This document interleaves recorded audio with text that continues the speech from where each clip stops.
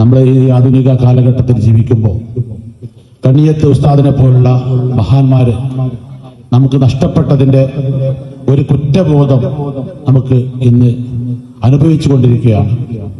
നമുക്കറിയാം, കണ്ണിയത്ത് ഉസ്താദ് ജീവിതത്തിൽ അങ്ങേയറ്റം സൂക്ഷ്മത പാലിച്ച വ്യക്തിത്വമാണ്. എന്റെ 12ാമത്തെ വയസ്സിൽ ബാഫക്കി യതീംഖാനയുടെ ബോർഡിംഗ് മദ്രസയിൽ പഠിച്ചുകൊണ്ടിരിക്കുന്ന സമയത്താണ് കണ്ണിയത്ത് ഉസ്താദ് മരണപ്പെട്ടത്. അന്ന് ഞങ്ങളൊക്കെ അദ്ദേഹത്തിന്റെ മയ്യത്ത് കാണാൻ വേണ്ടി മണിക്കൂറുകളോളം വരുന്നെന്ന് കണ്ട് പ്രാർത്ഥിച്ചു പോയ ആളാണ്. അന്ന് ഇവിടെ കൂടിയ ജനങ്ങളും 10,000-കണക്കിന് ആളുകളാണ് സദസ്സിൽ പങ്കെടുത്തത്.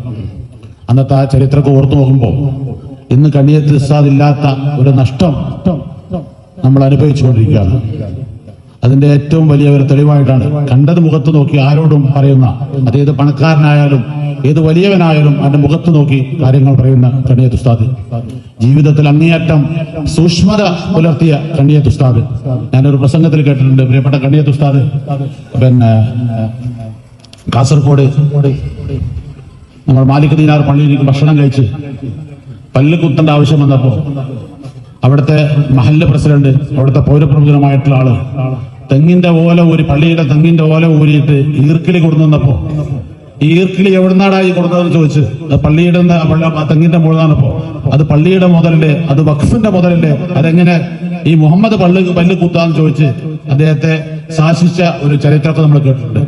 അതേപോലെ തന്നെ അദ്ദേഹത്തിന്റെ മരക്കച്ചവടം ചെയ്യുന്ന സമയത്തൊക്കെ മരത്തിന് പൊത്തുണ്ടെങ്കിൽ നമുക്ക് ഉസ്താദന്മാരെന്ന് കേട്ടോ വരാം, ഈ മരത്തിന് പൊത്തുണ്ട്, നമുക്ക് വേണമെങ്കിൽ വാങ്ങിക്കോ എന്ന് പറഞ്ഞിട്ടാണ് മരക്കച്ചവടം ചെയ്യാതെ കേട്ടത്.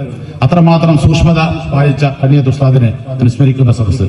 ഞാൻ പറഞ്ഞുകൊണ്ടിരുന്നത്, ഇന്ന് നമ്മളൊക്കെ അറിയാവുന്ന പോലെ തന്നെ ഇന്നലെ ഒരു അല്പൻ മാധ്യമങ്ങൾക്ക് മുമ്പിൽ പറഞ്ഞു,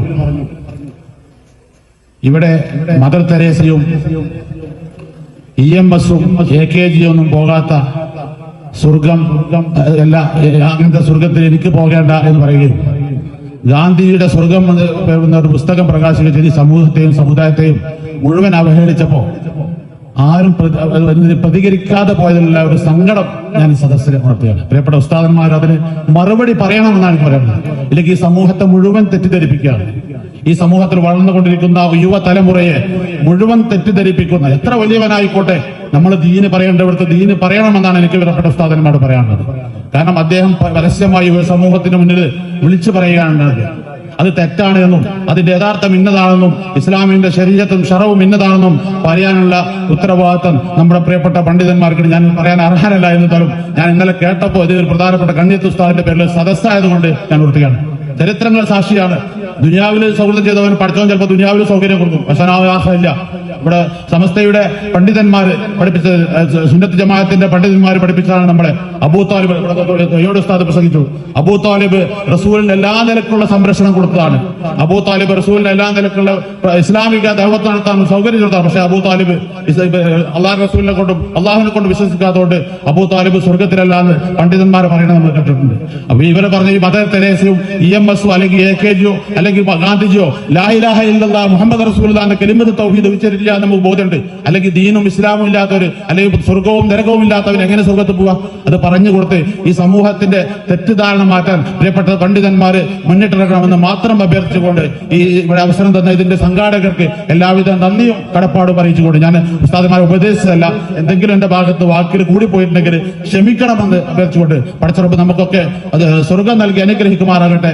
അതിനെ കണ്ണിയത്ത് ഉസ്താദിനോട് കൂടി അവന്റെ സ്വർഗ്ഗലോകത്ത് മുത്തറസൂലിന്റെ ചാരത്ത് ഇരുന്ന് കണ്ണിയത്ത് ഉസ്താദിനെ പോലുള്ള പണ്ഡിതന്മാരോടും അവിടുത്തെ പോലുള്ള സൂഫി വര്യന്മാരോടൊക്കെ ഒരുമിച്ച് സ്വർഗത്ത് പ്രവേശിക്കാൻ അള്ളാഹു ഭാഗ്യം നൽകട്ടെ എന്ന് പ്രാർത്ഥിച്ചുകൊണ്ട്, അള്ളാഹു താല നമ്മൾ ചെയ്യുന്ന എല്ലാ സൽക്കർമ്മങ്ങൾ സ്വീകരിക്കട്ടെ എന്ന് പ്രാർത്ഥിച്ചുകൊണ്ട്, നിങ്ങളൊക്കെ ദുആയിൽ ഉൾപ്പെടുത്തുന്ന വസിയത്ത് ചെയ്തുകൊണ്ട് എന്റെ വാക്കുകൾ അവസാനിപ്പിക്കുകയാണ്. വാഖിർ ദഅവാന അൽഹംദുലില്ലാഹി റബ്ബിൽ ആലമീൻ. അസ്സലാമു അലൈക്കും വറഹ്മത്തുള്ളാഹി വബറകാതുഹു.